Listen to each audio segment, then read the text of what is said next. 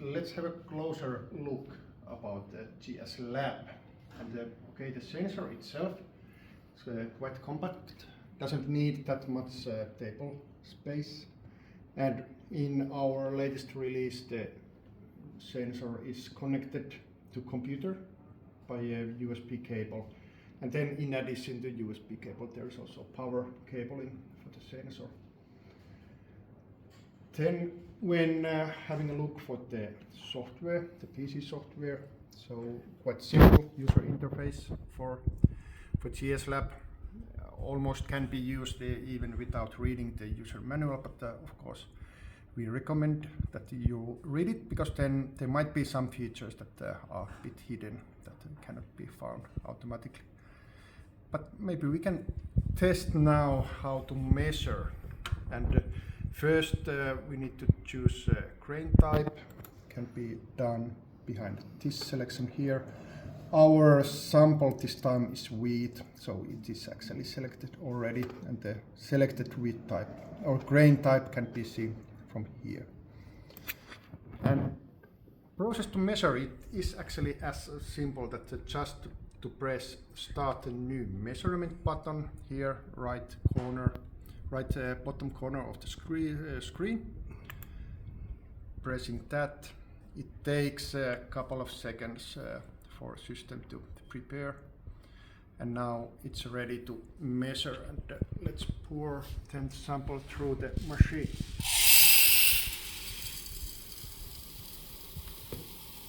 And you can see that the system is measuring on the fly when grain is flowing through the system.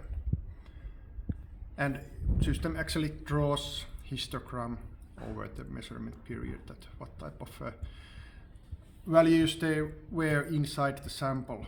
The differences in samples or some measurement periods might look quite big from the histogram, but then when you have a closer look for the numbers, so it is actually quite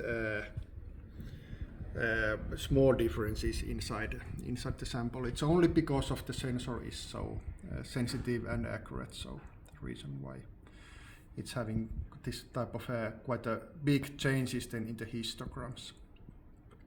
The data can be sent to our server, the dashboard, from behind the history tab. So this measurement is here, now the first one in the list, and it's not yet in the cloud because we just made the measurement. Let's select it and then send it to cloud by selecting the export to cloud. And here it is, or now it's in the cloud. And system is ready to make the next measurement. There's also options to make a PDF printout from the device, and also behind then the settings button you can find quite many different options that what all you can do, and that I think is also something that especially in future product development we can then think about that what type of configurations and features we can bring in to GS Lab, because I think we can do it a more flexible way as we are then having PC application that we are using to run the device. So maybe that's then in a nutshell that what the GS Lab is and how it's operated. So I would say very nice and easy setup and easy to use, not taking too much table space. Thank you for watching.